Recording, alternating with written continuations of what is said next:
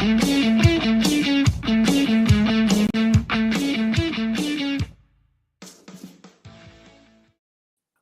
to the Bear Down segment, part of the Coach Steve Show, where me and Zach talk about everything Chicago Bears.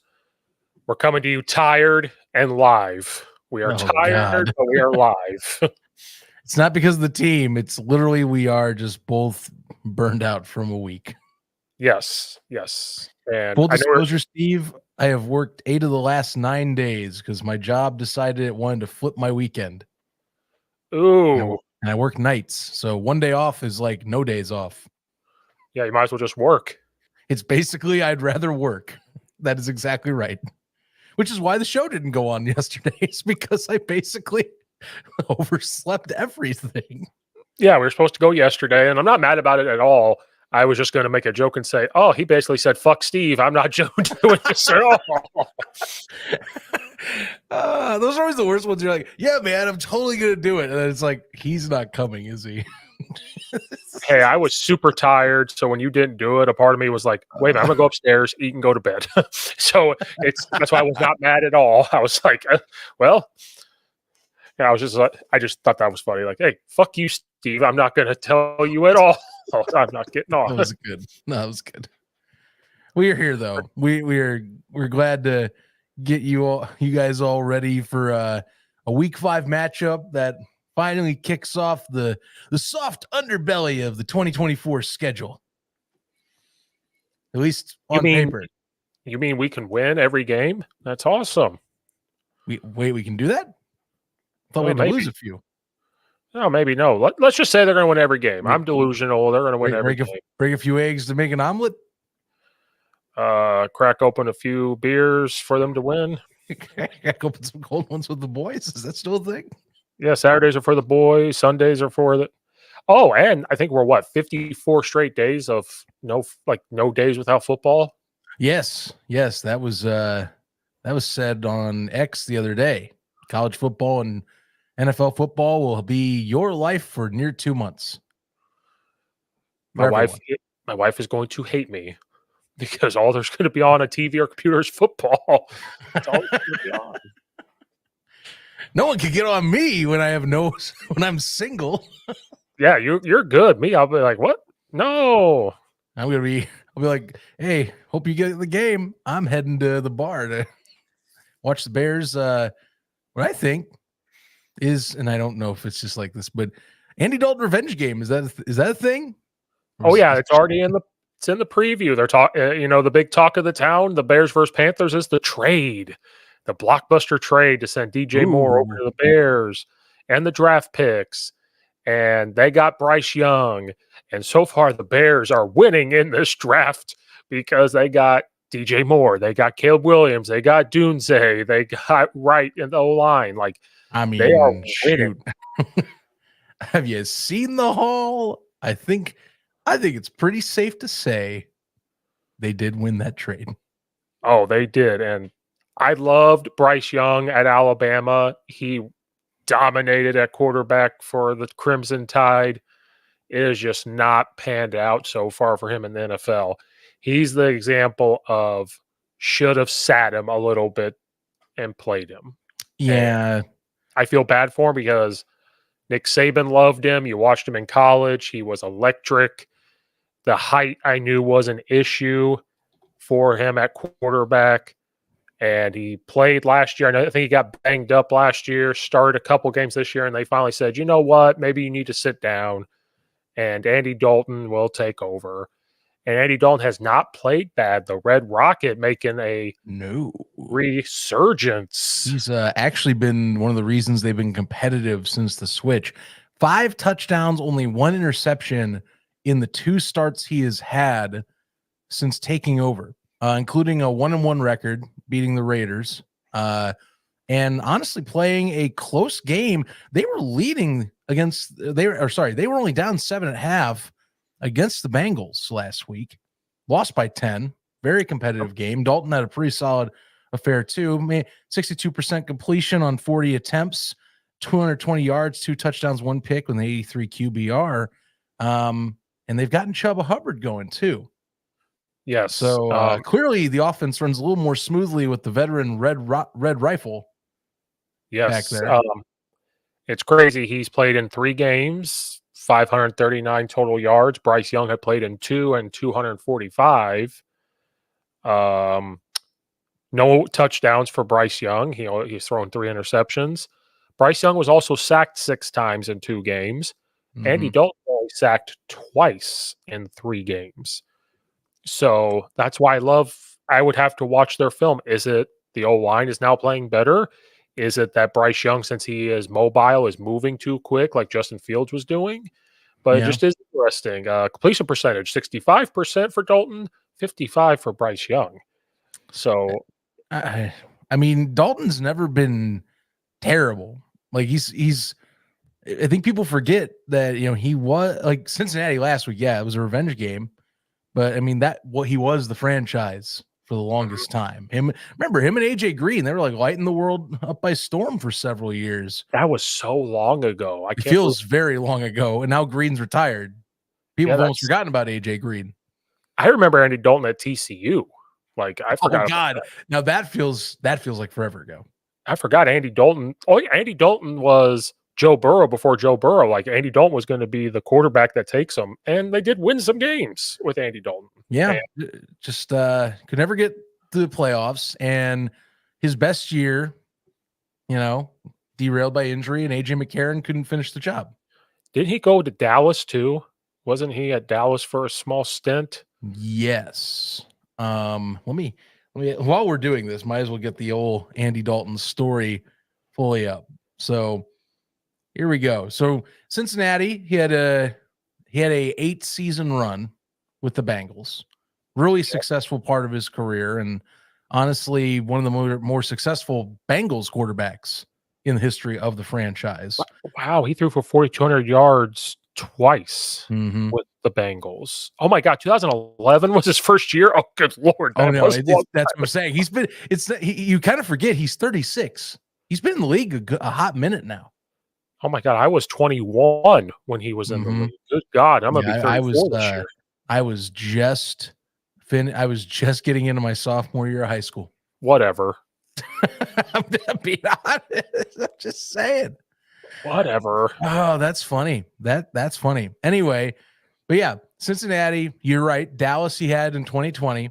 That was his first year off the cuff. And then remember this, and someone brought this up today. I saw this on X, and this is why it comes back true. Remember, when he got signed to Chicago, this was in the middle of the Russell Wilson trade talks, where Chicago was a front runner. They lost.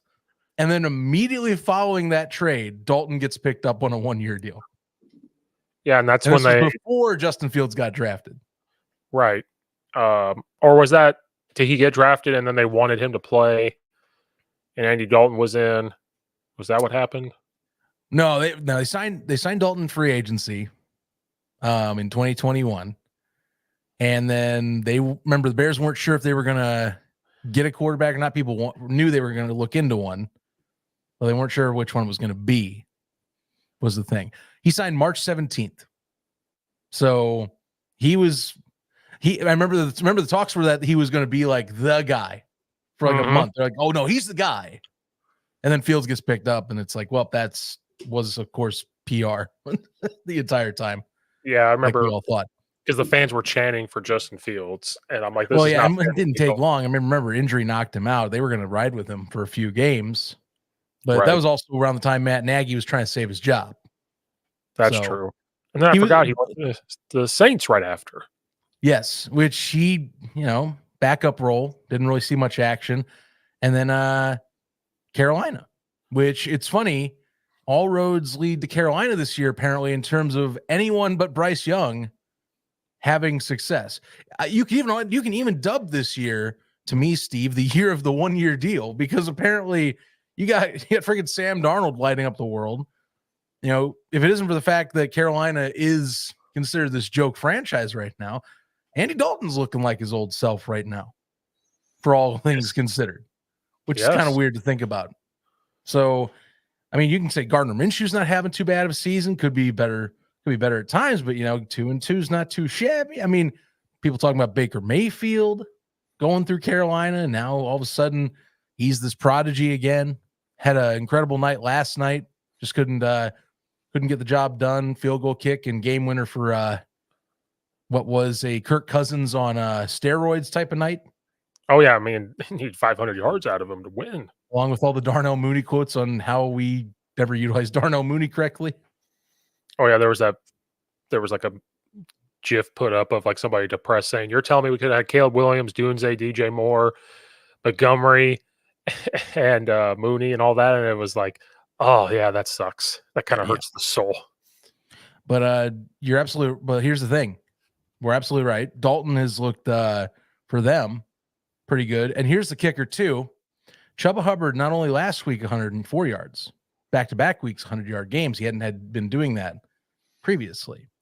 Now, how does this tie into the Bears? Because some of you probably, if you were watching this now, are sitting here going, why the hell are they talking about Carolina so damn much? Well, because we feel like it. Because we want to talk of some, want to talk some smack talk and some shit because of the fact start your own podcast if you don't like it. Yes. Because we can. We are mesmerized by Andy Dalton and we won the trade. But here's the kicker to me, Steve. 2 straight 100-yard games against opponents. The Bears have not looked great on the run offense. No, they have not. It is something I am instantly looking at now. And I'm not saying Chuba Hubbard's a Jonathan Taylor or a Tony Pollard or anything alike, even a Kyron Williams, but he's still sizably a reasonable veteran back. And they've been able to move lines the last 2 weeks. And it's allowed Andy Dalton to look kind of like his old self. Does that feel like a problem, or am I just going to be overanalyzing this whole situation? I don't think it's going to be a huge problem. Again, I'm okay with us saying that the Chicago Bears don't have a real good rush defense because they're not giving up all the points to back up said you are bad run defense. True. That's why sometimes stats lie to us. And the proof of stats lie to us, the Bears should be 4-1 or 3-1 right now. Like we all thought, we all thought that, all these other teams are going to be really good and some of them aren't. And, blah, blah, blah, blah. We all thought the Eagles would be good by stats and numbers. Mm-hmm. I'm not saying that it won't be a problem later on, but I'd rather give up rushing yards as long as they're not getting rushing touchdowns over and over again. Right. And are they 15, 20-yard runs, or are they 3-4 yard runs? And then all of a sudden you get them to a 2-yard run, then they try to pass it and we break it up. So I'm okay with that. Is this going to be a huge problem this week? Not necessarily. I thought the defense tightened up a little bit versus the Rams and was slowing it down a little bit. So yes and no, I'm not too concerned, but I think they do have to be aware that this running back now has a little bit of confidence with the O-line moving people around, and he's got some confidence running the ball, just like Swift. You would think coming to this game, Swift feels a lot better about himself from how he played last week. So coming in, he might be like, you know what? I'm feeling pretty good. Carolina gives up 32 points a game. Yep. It's terrible defense. Still not a good defense. No, it is not. They've given up 595 rushing yards so far this year. And they've only had 434 themselves, so they're giving up way more. So just kind of like that. The Bears, where is it? We give up 484 rushing yards this season. About 100 yards a game right now, give or take. Yep.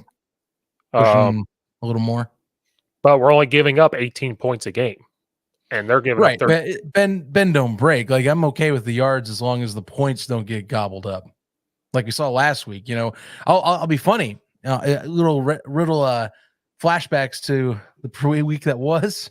So I have a few, and not just one friend, but I have several folks that are Rams followers on my X account somehow. And one of them in particular who talks a lot, tweets like, he's the guy that has to tweet every day, like every hour. He's like, I don't understand how we lost to this Bears team, man. We're whooping them up and down the field. We just aren't finished in the job. I'm like, well, bend don't break defense, my guy. You know, got to score touchdowns. You can't score field goals. It's fine if you pass on us all day, but if you get inside the 20 and you can't do anything, gotcha. You know, all it takes us is a score. It's that simple. Yeah, that's why I'm okay. Like if a guy has 110 rushing yards, I know on paper it doesn't look good, but if he has no rushing touchdowns or something, you go, okay. Or if he has one, but they've only scored 18 points, you're like, okay, you gave up a couple field goals, passing touchdown. I'm okay with that. I know to some people that doesn't look good, but again, this is not the NFL from 2006 where it's like, oh my God, back then if you get up 18 points, you're like, oh my God, we suck as a defense. No, like you give up 14 to 18 points, you're putting your offense in a good position. Like even the Texans, like I thought the defense played well after a while. They had to ease into the game. That we were in a perfect position. Oh no, they had the Texans on the ropes in the second half. Just no offensive game plan to speak of whatsoever. You know, is what doomed the Bears back 2 weeks ago. So, you know, I mean, so I'm not too worried about the run game. I know they're going to get some. They're going to get some pops. They're going to get 5-yard runs. They're going to get 8-yard runs. It's just going to happen. It's the NFL. But that big stat there where Bryce Young's been sacked 6 times, Andy Dalton's only been sacked twice. What I'm more concerned about with is making sure that we're pressuring the quarterback. I think stopping the run comes with time because this defense has to learn how to play with each other. You got new guys on linebacker. You got new defensive linemen. You're getting healthy at the safety corner position coming into the year. So I think that was the biggest question mark is they'll figure out how to tackle and stop the run. It's can you make the quarterback move and can you get some pressure? And, you know, Sweat had moments and then he kind of fall off a little bit. And then last week he made a couple big plays. So I think that's going to be a key factor. And I know I'm probably jumping ahead, but like that will be the big thing is, hey, Andy Dalton, you're not a spring chicken anymore. No. Like, can we get you to move? Can we bring pressure? Because he's been around the block. He's going to understand. He's going to look at the defense, how they're lined up and dissect it pretty well of like what they're lined up in, what defense it is. But can you play it fast? You brought it up earlier as we started the show. He's a more, I guess the way of putting it, he's a cool customer. The veteran guy knows how to manipulate the pocket, something that Bryce Young has been critiqued or you notice, depending on how you want to view it, is dude's been panicking. And to be fair, if I have to give the guy benefit of the doubt, can't blame him. First year plus, you're thrown into a situation with absolutely nothing to lean your shoulder on. And you have no confidence to speak of, I imagine. So no, I don't blame you. Having like that's another feather in the cap of why they switched to Dalton as much as it pains them is just like guy knows how to just sit down and relax. He's been through this. He's been, like I said, Dalton's no slouch. He was a good quarterback for years. He just, you know, time ran out in Cincinnati. They wanted to make a change. That's what happened. You know, time gets everybody. He's just finding his way as a good veteran solution. He's the stopgap guy now. That's what his job is. And he's not too bad. You can make a decent career out of that. We've seen that around the league. Well, Chase Daniels is probably the smartest guy ever. I'm going to be a quarterback my entire Talk life. About a parlay. That man parlayed his way through the NFL that way. Oh, he's the smartest man alive. Now he's got an FS1 show at 10 a.m. Eastern time. Oh, he does. And I've tweeted at him disagreeing with him on certain things. He's a big Justin Fields guy. Oh, no, we know this. Defended this for a hot minute. He's defended him and talked about how great he is. And then at work, we have ESPN on every morning when I walk into work in the coaches center. And all I hear is Greenberg and company talk about how good Justin Fields is. I'm like, you guys are fucking morons and I cannot stand it. I'm going, I shouldn't be cursing, but it's my podcast. So I don't care, but they're all idiots. Ryan Clark's an idiot. All of them are idiots. Except Rex Ryan. He's probably the only one that's not an idiot. Because he's a great defensive mind. People could say what they want. He did good with the Jets, you know, getting them to the playoffs and all that stuff. but Greenberg, whatever the hell his name is, Ryan Clark, and company, they're all buffoons. Sports shows never, or maybe change. I don't know what to tell you. Maybe there's a reason why their ratings are down, because they suck. What I will tell you is looking through this thing. So things that I like with playing Carolina. First off, it's Carolina, even with Andy Dalton. Secondly, here's what I love for Caleb Williams. Carolina has only recorded this year, drum roll please, 5 sacks through 4 games. Oh, that bodes well for the O-line. Yes, the pressure does not come very often. And if it does, it is like one-off situations. You're not going to be getting too many hits, I would say. Jadeveon Clowney. I see you, except you're not the same Jadeveon Clowney from years gone by.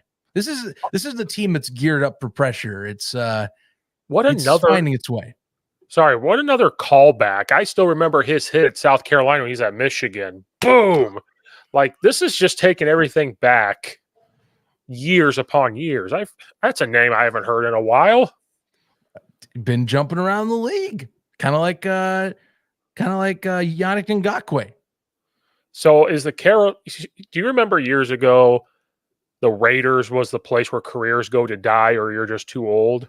Oh no, I am very aware. I grew up post early 2000s Raiders glory days. I have known the Raiders as garbage most of my life. Is Carolina now that place? It seems like hey, careers go to die, or you're just too old. Carolina. Why do you think the discussion around Sam Darnold and Baker Mayfield is so strong this season? That's true. Two Carolina quarterbacks now just happen to magically be some of the best performers in the league.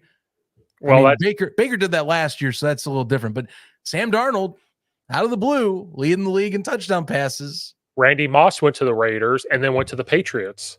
And all of a sudden was boom, like Randy Moss all over again.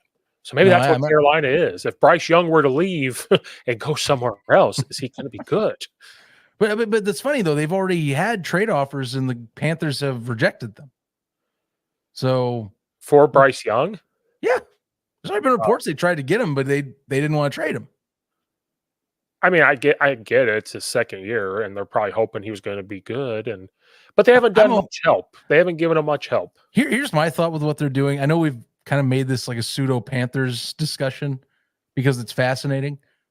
I almost think what they're going to do is this is a move for Dalton to keep a job from being let go at the head coaching position after 1 year. But I also think it's to just be like, you know what, panic button, don't even play Bryce anymore. We clearly can tell he is flustered and completely lost his way. Just sit him down the whole year. Let Andy Dalton do what originally he was supposed to do with Justin Fields for supposedly most of a season, and just let the young man ride.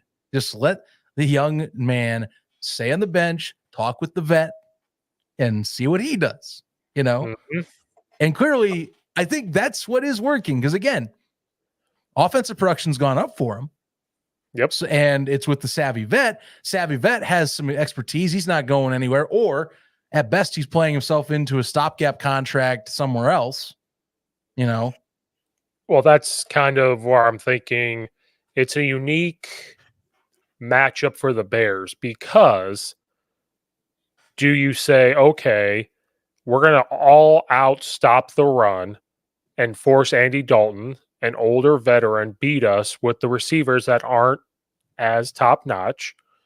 Or do you say, hey, Andy Dalton, you're not going to beat us? Not saying they're going to let them run all over the field, right? But say, you're not going to beat us, Andy Dalton. You're not going to allow to keep your offense on the field very long and stay in the game. So it is quite the unique decision that Matt Eberflus has to come up with. I'm in the school of thought you completely stop and sell on the run, and you let what has been a really strong secondary take over and force pressure. That's my spots too. If this was last year's Bears, I don't know what to tell you, but they've seemingly have solved the pressure situation thanks to a second-year leap from Gervin Dexter, who has, I think, definitely come on and is full stride, becoming a fantastic interior lineman. And if you compare the stats with some of the best interior guys right now, that argument's there. He's only has 3 sacks to 4 games. That's an incredible rate to go on right now. Excellent job in between the tackles for the most part. So you get pressure now with him or Darrell Taylor and Montez Sweat. You sell out on the run and you dare him to pass, and you have the personnel to do that. I think that's what the game plan is there. The other side is, hey, you have a softball pitch to continue the development of Caleb Williams in this offense to figure out what they want to do. Just keep building on what you did last week and adjust your personnel and understanding of your personnel. Sorry, Foster Cove. Like, I couldn't. My screen's far away, so when this first popped up, I thought it was just a bunch of letters. Now I see absolutely. Sorry, my eyes are real bad. So when it was far away, I couldn't read it. I do like his other comment because yes, last year he showed glimpses. This was going to be his second year. Was he going to jump and make the distance, or was he going to stay around that like flashy once in a while player? No, he has shown through 4 games. That was a good pickup as a second round pick. Pickup. So he is done. He is right now proven that he was worth the value, and might be pushing superstar stats if he keeps the pace he's going right now. So not going to push that yet, but 3 sacks through 4 games ain't nothing to slouch at. That's really damn good for interior linemen. And if he continues that, hopefully we'll see more production from Sweat because less pressure will be looked at to him because they're going to have to say, who do we stop? And that's what we had been talking about to start the year. You can't leave Montez Sweat on an island because they did that with Khalil Mack under the Matt Nagy regime, never found a solution, and it hurt Mack's production plus with injuries. Now you got somebody who can do the interior dirty work with the outside dirty work as well. That's what you need, Steve. And then when you have those 2 guys up front causing havoc, it allows your other defensive end, your other nose or tackle to start to make plays. And then what else does that do? It frees up your linebackers. It allows them to free flow and make plays. So that's why I asked the question just for podcast effect, but I agree with the game plan of you sell it on the run for 2 reasons. 1, make Andy Dalton beat you because you have a great secondary that can hopefully cause some havoc in the wide receivers. 2, if you're going to sell on the run, guess what else you're going to do? If they play action and you're selling out on the run, you can get pressure on Andy Dalton, make his old legs have to move and see if he can't make plays.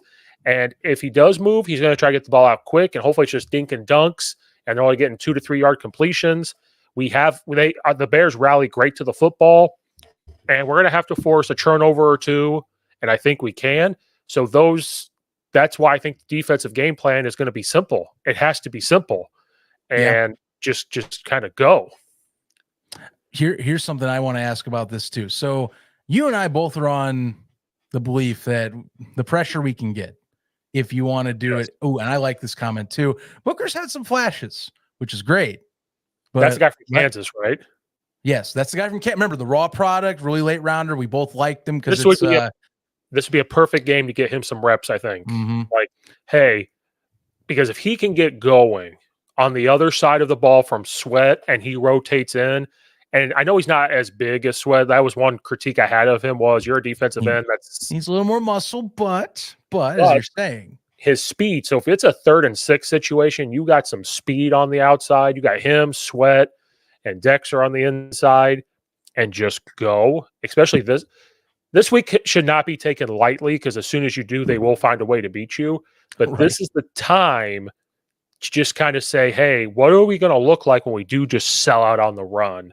So when we go play other teams that run the ball very well, we do that. I didn't mean to interrupt you, but that's kind of my... No. I think you took the right words out of my mouth right there. Hey-o, I know Mr. Chris Mason. Good to see you, sir.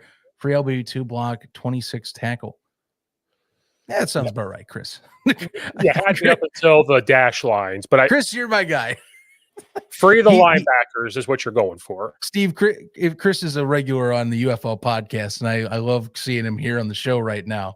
Thank God the devil worshiper is not on here, or whatever he was. You're manifesting him to show up. You realize this when you do.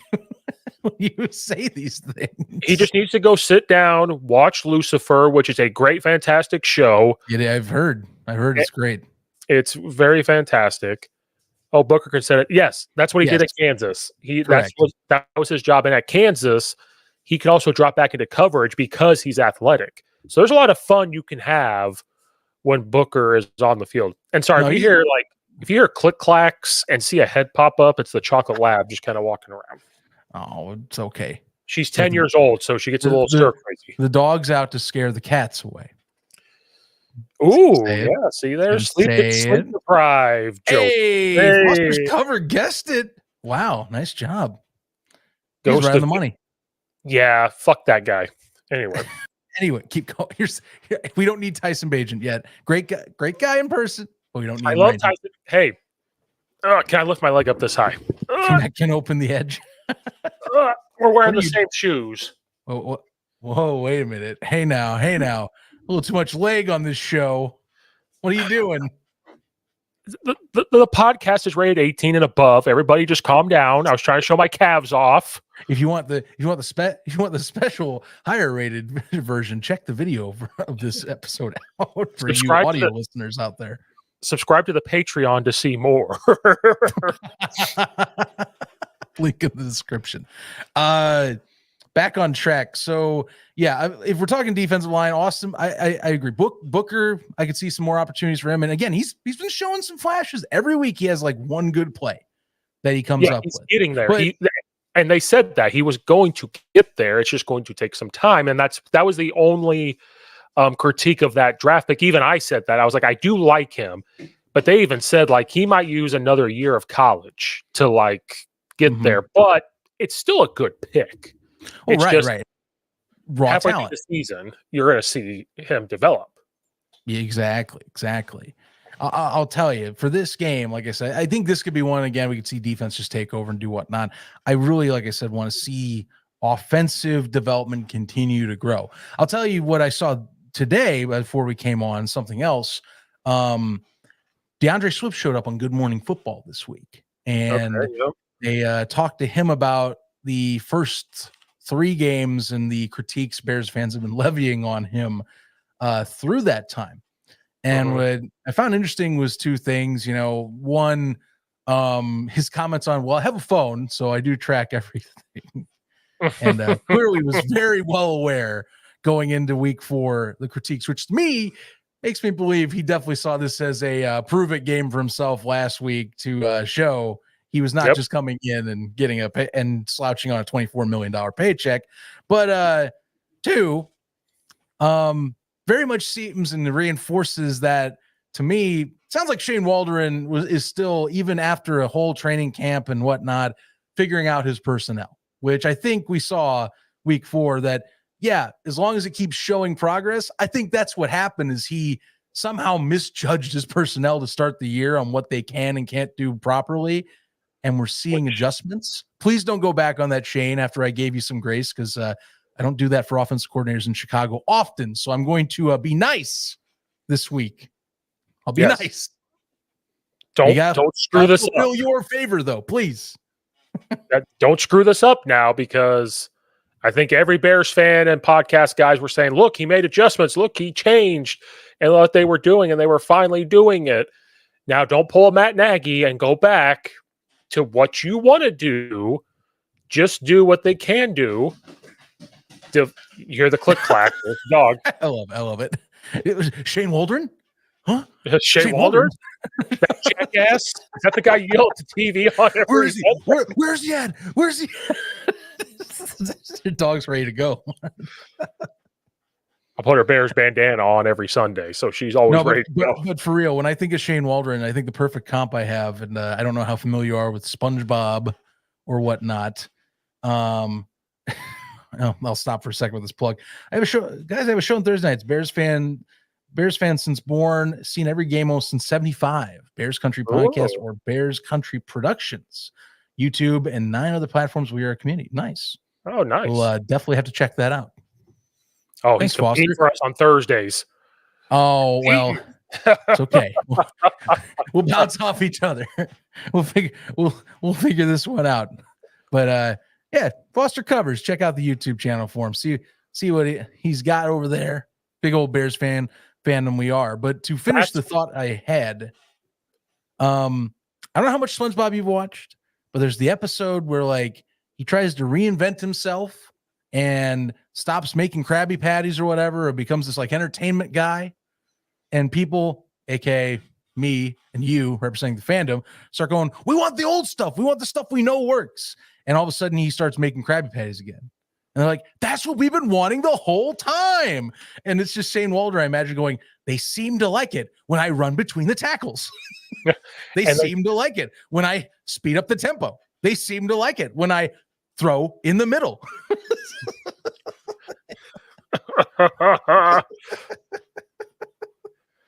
Who would have thought? I love the SpongeBob reference because, yes, I did watch SpongeBob because I'm old and I was alive when it came out. It came out like 1999 and I was 9 years old. I was alive. I'm saying that episode of like, that's Shane Walder in a nutshell, or like Bears coordinators in a nutshell, like the last now 7 years, where it's like, guys, we want this. And they're like, oh, but no, you want this. It's like, no, we want this.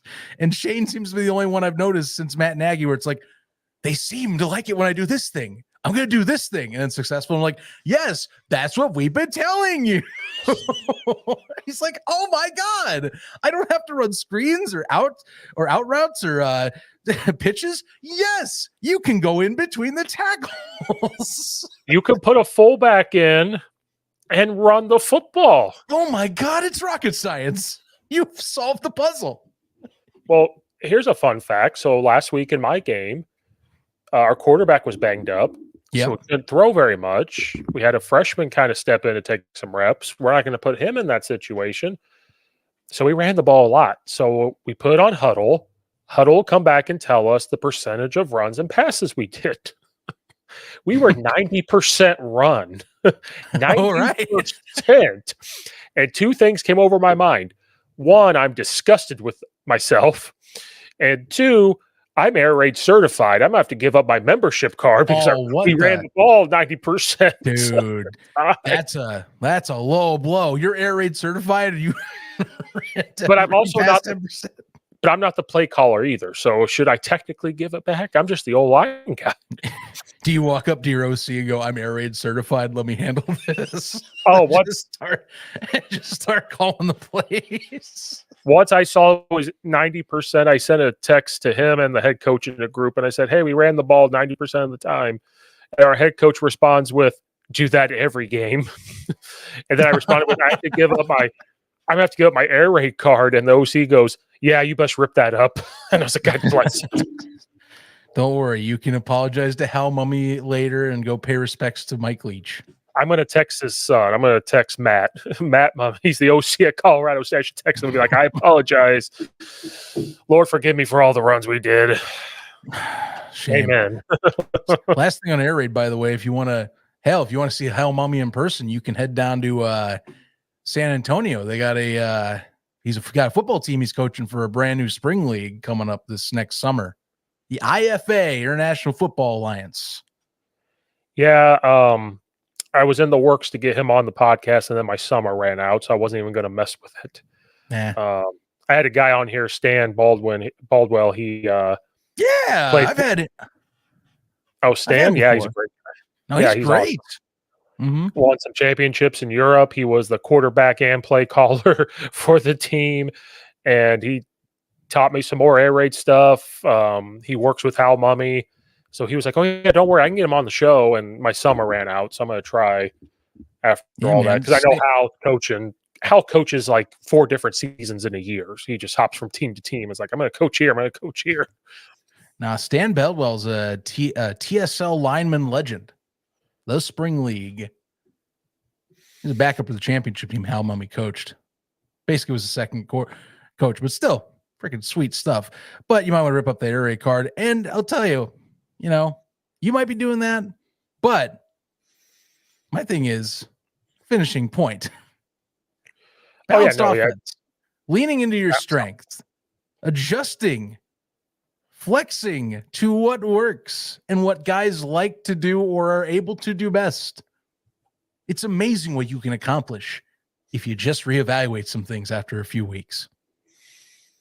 And hopefully they're making that churn. And again, I don't want to go into this game saying that we are just going to blow them out. We should. But if they go in going, it's just Carolina, I'm actually glad that Carolina has a win. And I'm glad they made a close game versus the Bengals because it shows the Bears on film and staff, look, they can compete. They beat the Raiders. I'd say the Raiders are this dominant team, but still, right? Like, I think people thought Carolina after that first game or so wasn't going to win a game or compete in any game, right? They just they looked terrible. Now I think the New York Giants look terrible. They're probably the worst team. So it's between them. And so I hope the Bears go into it going, hey, this is like I tell my kids, this is the perfect opportunity to put your foot down and churn it and just try to dominate. But if things don't go well, still have the mindset of we can fix it and we can still go out there and stop them from doing what they want to do on offense. And this is the perfect opportunity to say, hey, let's build on this run game, take pressure off Swift and get Johnson some runs too, give him more than 7 because he can run through tackles. And Caleb Williams, if we get that going, we got to be able to get you to hit that deep ball more consistently. I know he had a couple weeks ago when Dunze had his great game, but this will allow you to maybe hit some deeper throws, and it's going to suck them up and continue to throw down the middle. And the other thing is, people are talking about DJ Moore. He doesn't have the great stats. He hasn't really complained. He's basically saying, I want to win. Here's how I can help, but I want to win. And I think he's been a team player.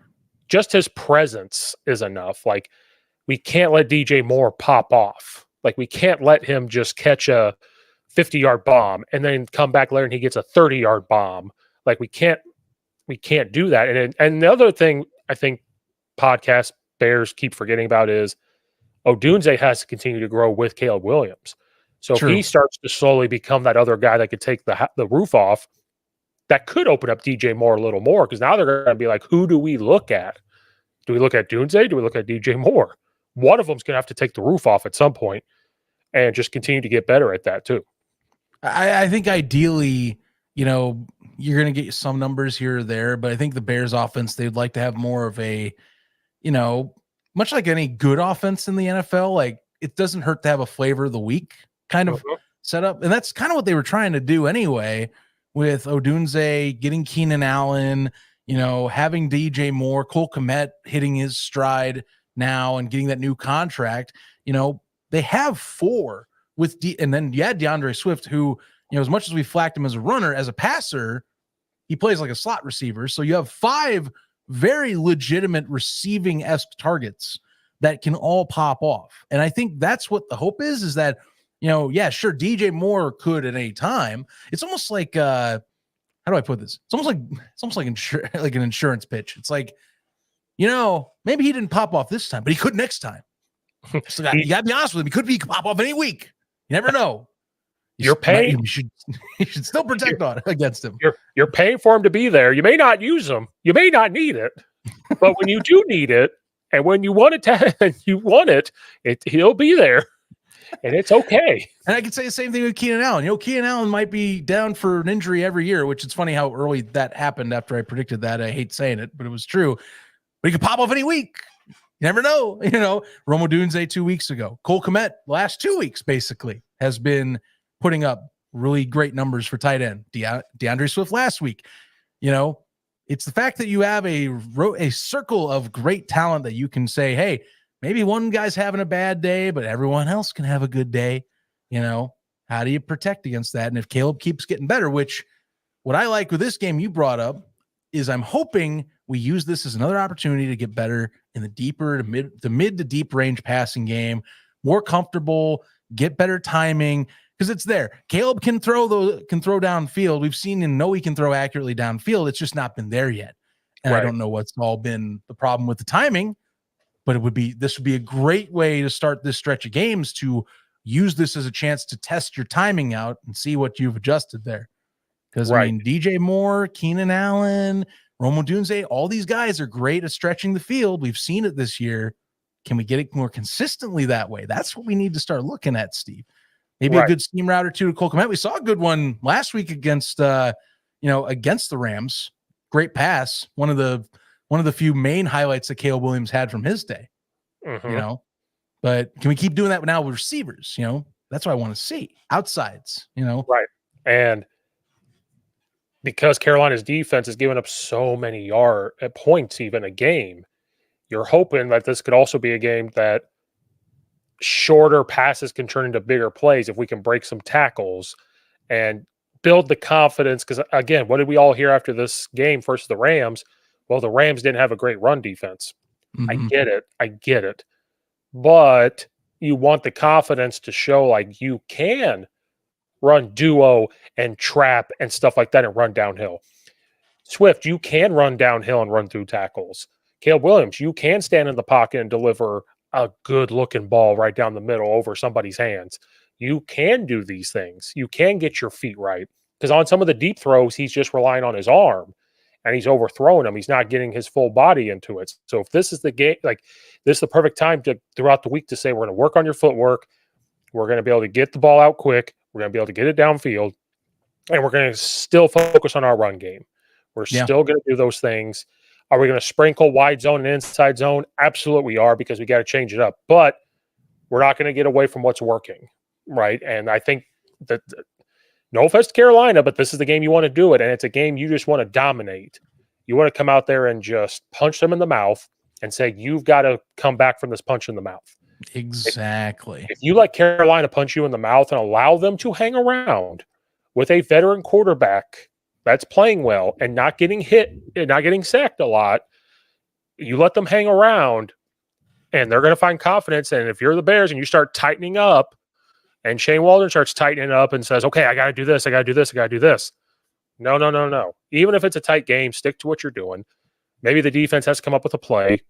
That's what I'm saying. If they can get 2 turnovers, we're going to be just fine. If they can get an interception, they can get a fumble, we're going to be just fine.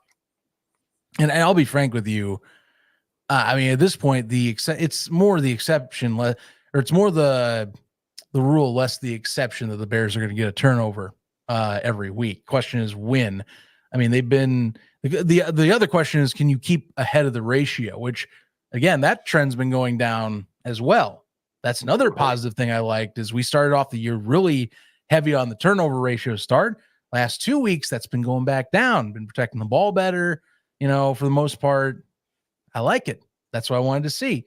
Can we keep doing that? Again, Carolina's defense, survey says I think so, but you never know. The games do get weird. I don't want this to be a trap game, which is weird to say since Chicago's not really, to me, good enough to be considered putting in a trap situation. But, I mean, this starts what is supposed to be the softest portion of the schedule all year. Right. So keep that in mind. I think it is a trap game. Like, it really is, because if you go 2-3 and one of the losses is Carolina, it doesn't look good. And the other thing, I think the reason why we have to come out and dominate is they only score 10 points versus the Saints. They only score 3 versus the Chargers. They make the switch. Now they score 36 and 24. So they are scoring more points. So the average is 19.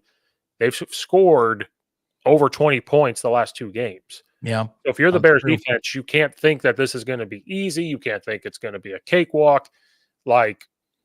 But the other positive I like is that you have some of the Bears defensive players saying we could have played better last week. Like, we could have done more. And so hopefully they take that out on Carolina and say, look, we can do more. And so I think if they just go out and be athletes and do what they do and hit them, they're going to be okay. But if they're scoring over 20 points the last 2 games and one of them's 36 and a win versus the Raiders, you don't want them to get in a groove, because if they get in a groove with a veteran quarterback and they stick around, it's going to be, we're all going to be a little on the edge of our seat going, are we really about to lose to Carolina? Is this about to happen? And the worst possible scenario is that Andy Dalton gets hurt. Bryce Young comes in and leads a touchdown winning drive. That would be the worst thing of all time. I am hoping that does not happen. That would be embarrassing on several very stacked levels.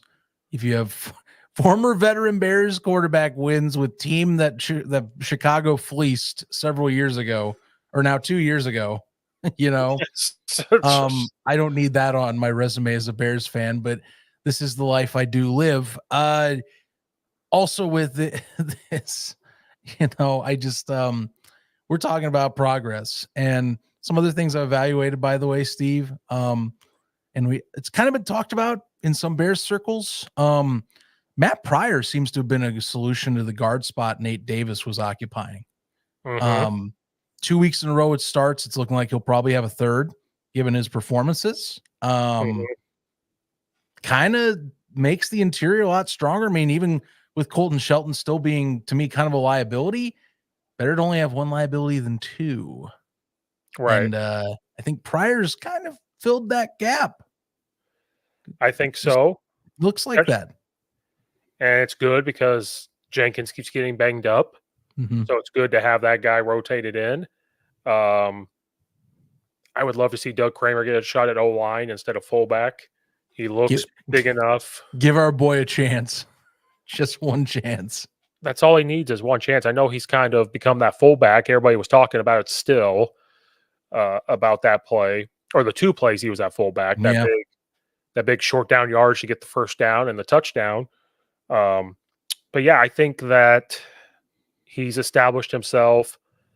That O-line still has to get connected. I think people talk about the quarterback, wide receivers, like the most important groups, because they have to figure out like their the quarterback has to know what the wide receiver is doing before he does it and stuff like that. But the O-line group is probably, I think, is more important to gel as a unit than quarterback, wide receiver. I don't care.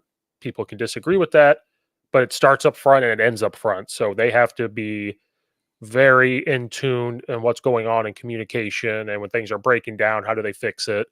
And just, they're going to pull Bears. Like every game, they'll get better and better. And as it goes on, they'll be ranked in the top 12 offensive line like they always are. We just always seem to start off very sluggish. But Matt Pryor getting some playing time, establish himself, is great. It's great for Caleb Williams. It's great for the O-line.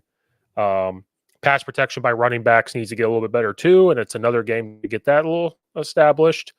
Cole Kmet's kind of emerged a little bit, catching some passes, and that's another great game for Cole Kmet. I think that he'll be able to get some passes, and we're off and running, and sitting at 3-2, hopefully, because then they got to play the Jaguars, which I have the same conversation about them. And we'll get to that point when we get to that point. And you need these two games to be confident going to Washington. I never thought I'd be saying that, but you do. Yeah, kind of the next big one I'm circling on the calendar, which, hey, who would have guessed we'd be talking about the Commanders that way? But hey, here we are. That's a 3-1 squad that's looked pretty deadly. And keep in mind, they're going to be coming off a bye for that game, which is nice because they'd be flying to London to play the Jacksonville Jaguars, which I'll be frank, Steve, I can't believe I have to say the Jaguars are looking worse than Carolina as well. I mean, after their owner said this was the best Jaguars team assembled. Which, I mean, I'll be fair, I didn't see them going 0-4, but this has been abysmal for that start. They're in that like bin with the Giants right now, is like kind of the butt end of jokes right now in the league. Yeah, especially when Caleb Williams is throwing for more yards than Trevor Lawrence. That's a problem.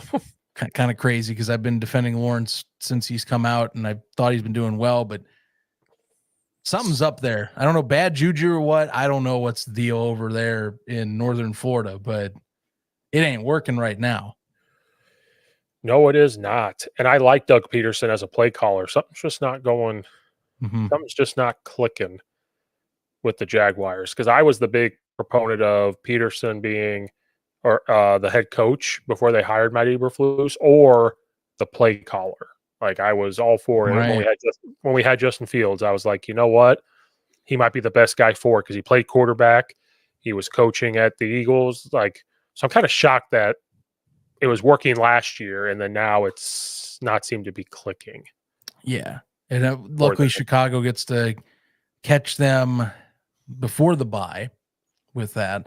I am wondering, my thing with them is they do play the Colts this week. Could be a win, could be 0-5 going into Wembley. You It know, could be 0-5 because the Colts just beat the who they just beat? The Steelers, which I right? did not Well, I see mean, happening. and either Anthony Richardson or freaking Joe Cool. Hey, also year of the stopgap backup quarterback as well. Like, although And Joe Flacco is becoming also like this ageless wonder guy, like a Ryan, like the next Ryan Fitzpatrick of sorts, where it's like I'm just gonna go and play well somewhere, and don't mind me, he's guys. he's what, only a couple years older than Richardson's parents or mom, and so he's like, "Oh my god." I mean, talk about a guy that's been in the league a while too. I mean, even From longer than Dalton. Delaware, played the From University of Delaware. Delaware. The hen or blue hens? Is it the hens? The Blue Hens, the home of the double wing tee, the famous book. The imposter Wolverine. I love it. And they are not wing tee anymore, but they are. That's the birthplace. That's that famous book that I can never get my hands on because it's too expensive. They want like $150 for the book, and I'm like, no. Oh, no. I can't. Unless you want to be enthusiast, I can live without that. I don't need that. I love football books. I love my football books. Even if it's an offense I would never run a day in my life, but I still like to look at it. And I'm going to go on Amazon right now just to see if I'm lying to myself. Delaware double wing tee book. $149 used. Dang. Really? Yep. Man. Not a fan. Yeah. Not a fan of that. No, it was written publication date January 1st, 1986. The coach, H.R. Tubby Raymond. It must be valuable in your circles and just not Oh, much it is. circulation from when it was first released. It's so popular to coaches. I know a lot of people that have it, and you can't get it new. It's all used, I believe. And it's so expensive because I have wing tee books, but they're like $20. I want that one because he's the godfather of it. And I want to learn about it. I want to whatever. And I was like, 100 and some bucks. Oh no. Unless this podcast keeps up, Zach will buy it for you, Steve. All right, that's fine. Zach will buy it for me. I don't mind spending Zach's money. Am I spending my money? Chris, we gotta talk. Where are you getting my cash? You got that Fox Sports money. Hey. That's an imagination land. Don't you know Colin Coward? He could buy it for me. Yeah, he could buy it. I know Colin. I talk to him every day. Get him to buy it. I know him personally. I need to learn the wing tee from 1986. Oh my god. No. I will never run the offense. Tell you what, I'll send him a memo and we will discuss further at different times. But I also need, like I said, need to go talk with Chris a little bit. I'm wondering where he's getting my cash. Hey, I found one for $115. Now we're moving down a little bit. There we go. Oh, okay. 115, 119. There's one for 162. No. Now you lost me again. There's one for $206. You reeled me in, and then like trying to get a hook to sink into a fish, you pulled too hard, and now I have swam away. Hey, there's a used one that's acceptable condition for $274. Stop it. You keep pushing me farther away. I am running to financial safety, Steve. Oh, I found the perfect book. 101 Wing Tee plays A to Z, 1995. That sounds better. Okay. It was written in 2002. What? Wait a minute. It's $19.95. Oh, okay. I was like, how do you write a 95 version of a book 7 years later? Oh no, that's a completely different book. But if you wanted something with wing tee, it's $19. I was gonna say, because my question would be like, a little dated, don't you think? Oh, here we go. Delaware wing tee plays for $19.95. There we go. I don't need the old book. Get the new one. Book it. Go, tell you what. Look for your Christmas gift in a few months. You should arrive by mail very soon. It came out in 1998. I was 8 years old when this book came out. I think you'll be very happy. You'll be very happy to receive that from me. $300 with tax. I know. No. I will send him the bill. I'll get the book and send Zach the bill, and he can then forward said bill to Fox Sports, and they should take care of it. Yeah, they're going to comp me that purchase, no doubt about it. I'm going to call it television research. Television research. It's an investment because it's a tax write-off for me. It's a tax write-off. It's a tax write-off. And then let them know a lot of their sports guys are idiots as you write it on there too. Oh my. Oh my. All right. What do we think? What's the score prediction for this Bears team? Meanwhile, back in football, NFL land. No, I'm kidding. Okay, so I think circling back around, I think we kind of laid down how this is going to go. This is not your week 1 or 2 Panthers. This is Andy Dalton with a much more calm and collected guy. Offense in Carolina seems to be running a lot more smooth. But as you pointed out, Steve, defensively, the Panthers are still a wreck, and it's going to come down to some luck and having to outrun Chicago on doing so. That being said, the thing that is in our favor where I project a win is Bears defense is just that good. They are playing at a top tier level to start the year. Matt Eberflus has picked up from where he left off and is proving once again that he is a head coach. He is a coordinator disguised as a head coach right now, and it's going smoothly. And I think that's going to be a driving force. But I do project the Bears offense has its highest scoring day of the season because it's the perfect defense, I think, to play against to keep building on what you built on last week against the Rams. So I am going to be bold. I am going to project a 30-burger, 35-21. Chicago lays down the hammer in the Windy City against the Panthers and gets revenge ? On Andy Dalton and makes Panthers fans weep even more on a bad trade. I mean, that's all I got. It's almost to the point where I'm like, I'm sorry, guys, I feel bad for you for how much we got in return. But 35-21, Bears walk away with the win. Dalton will get some scores, but I think this will be another step in the direction where the offense and Caleb Williams shows that they are building something pretty special. And that defense is going to be showing that they are pretty damn special themselves too.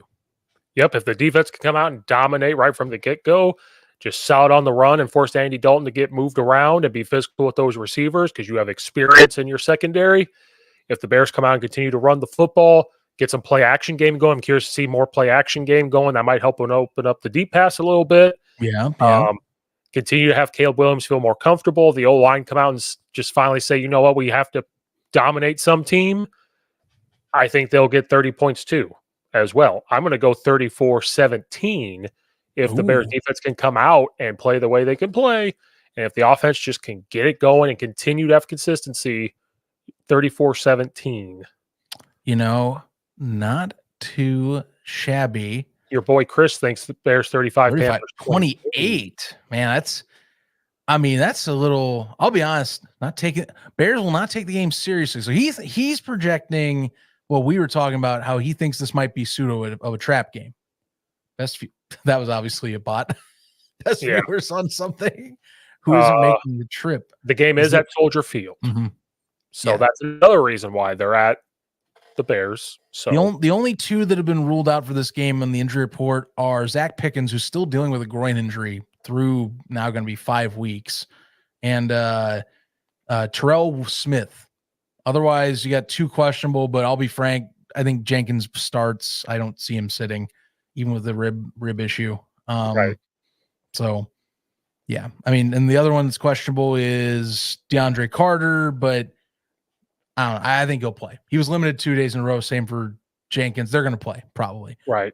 Sucks that Pickens still out. I really want him to get back in the rotation because he had some pretty solid moments last year. And I really want to see what he can do year 2 because he was another late rounder last year. Felt kind of like a sneaky good run stopper and they really could use a run stopper right now. Because you know that's their weakness on that defensive front is they can't get the run stopped smoothly right now. Yes. But Zach, no, yes, I'm sorry. He said so. It's funny. That's Zach. I've never seen this until last year. I have never seen Zach spelled with 2 C's and an H. That's dumb. Like you think of another person that's spelled Zach like that? No. And the H is the one that's like the outlier. Anytime I talk to people, it's either spelled with a K or CK. I'm the guy that's weird for having the H. But now you got Zach Pickens, who has a 2 C's and an H. What the heck is this? Well, kind of like my mom spelled my name. Stephen is Stephen. Because the PH in the English language makes a V sound if it comes after an E and all this other shit. Yeah. You know, my mom said, well, I wanted you to be different. And so people still say Stefan because they see the PH. Stefan. Oh, yeah. When I go pick up, like, I'll tell you this morning, I had 6 a.m. practice. Duncan right down the street opens up at 4:30. So in the morning. So at 4:35, I'll put an order in, drive right down the street, pick it up, and be on my merry way. I'll go up to the thing and I'll say, I have a pickup order for Steven Kaczewski. And they go, we don't have a Steven Kaczewski on here. And I was like, well, pull up to the window. I'll pull up to the window and I'm like, it's right here. They go, you mean Stefan? Stefan Kaczewski. And I'm like, there's going to be at some point where I go, I know my fucking name. Like, it's just nuts. This man's ready to snap. Watch out, Illinois. Especially at 4:40 in the morning. Yes, I am. You're about to have one angry high school coach at your Dunkin' Donuts very soon. You're going to have the 6'5", 280-pound guy just blasting through the door. I swear to God, if I wake up on like a weekday morning, I see you on Twitter, but not your account. It's just someone's like drama alert account. Illinois man finally snaps. Like, oh God, it's over.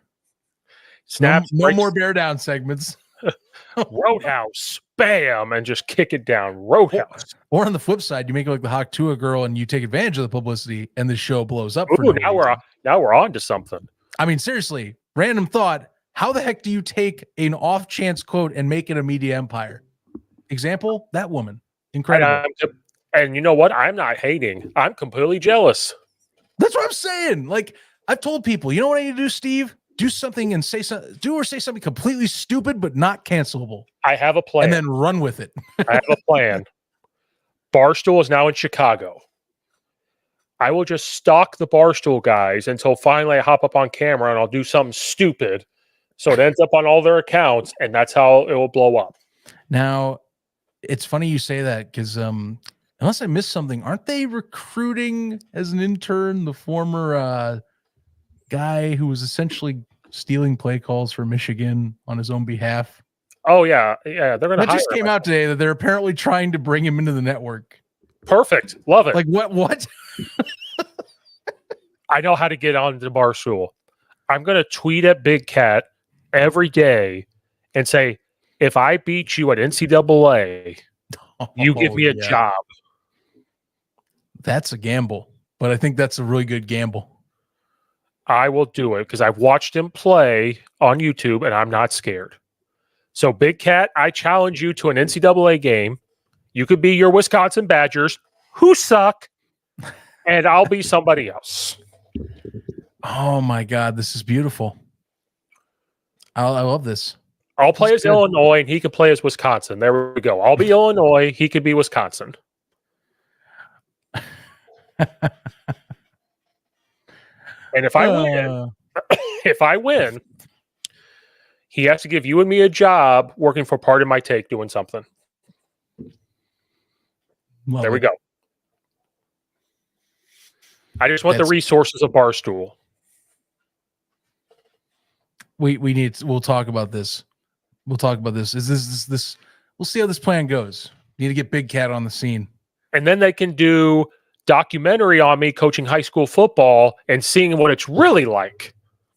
Ooh. You know, Dave Portnoy would like some content. It's right in his backyard, kind of. Well, he don't live there. He just travels. Okay, but there's a huge campus of people from Barstool that are in Chicago. I mean, You got like somehow, like I know it's a big city, but like think about this: you have a Barstool campus in Chicago, and then CHGO has its own massive complex Yes. as well, and they're considered the smaller end of the media scale, along with what is at the United Center the new Chicago Sports Network, aka old NBCSN. Yes. Rest in peace. But Barstool, you got Pardon My Take now, and you have the Chicago one already with it, like Barstool Eddie, who I love. He was just on the Fox thing right after the Bears game. I like Barstool Eddie. I would love to have a conversation with him. And I'm friends with people at my school who went to college with White Sox Dave. Oh, no kidding. North Central. Oh, so I'm not going to say on air. I'm not going to say on air what they think about him. So I'm just going to leave it at that. Suggestive or wink, wink.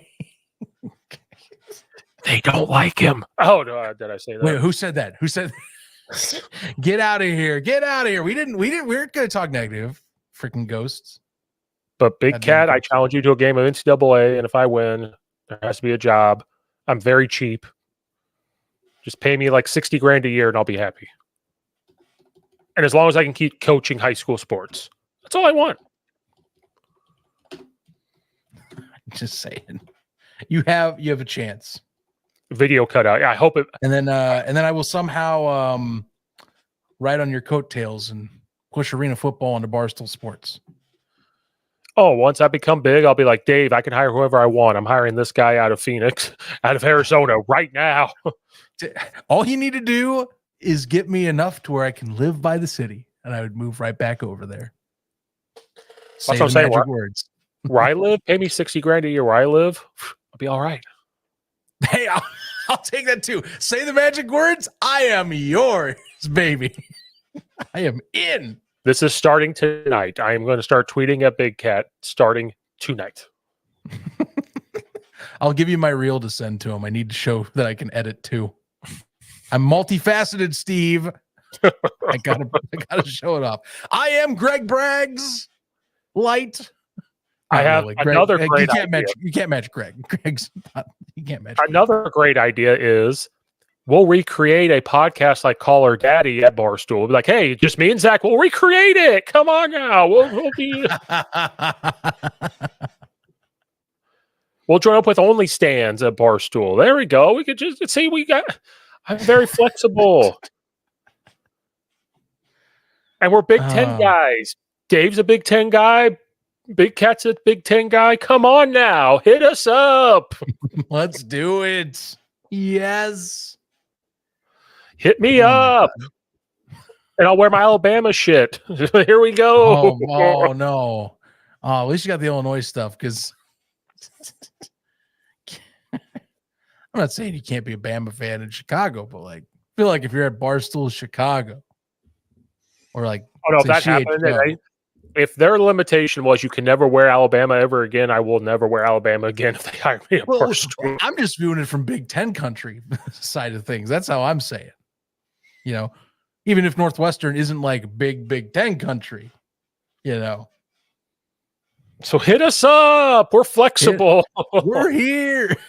That's great. Selling ourselves out. I love it. Bears going to get the W. That's how we're viewing it. Absolutely. I would say, given I don't have sleep depravity, which I shouldn't because I'm off Sunday, like you and I might have a post-game reaction to do. Yeah, I'll have to update you on my Sunday. It's not looking good, but we'll have to. And again, it's this is me just throwing it out there. So clearly did not talk about this before going on show. It may not be right after. It might have to be later. Is all I'm saying. You make the call, and much like the Barstool thing, I'm there. Come on, hit me up. I'll show up. A podcast on a Sunday evening, I'm there. Nobody wants to watch Sunday Night Football. Watch us. I'm there. Don't watch the HGO and Adam Hogue. He don't know anything. I'm there. Only watch Greg Braggs. He's the only one. Why watch a spin doctor when you can watch the serious take? And if you can't handle how hot dogs are made, if you can't handle the truth and they can't handle how a hot dog is made, don't watch us then, because we're going to tell you the truth of what's really going on. I'm there. My dog's looking at me like, what the fuck is wrong with you? Can I go outside now? Oh, yeah. She's like, are we done now? Can we go? All right. Bears will get the W. They'll be above 500. Everything will be good in Chicagoland. And hopefully they continue that momentum. Thanks everybody that watched, listened, commented, continue to comment even after the live. Check it out, Apple, Spotify, all that good stuff. Descriptions below, all that good stuff. So thank you guys for all there. So thank you guys for watching or listening. We'll see you guys next time.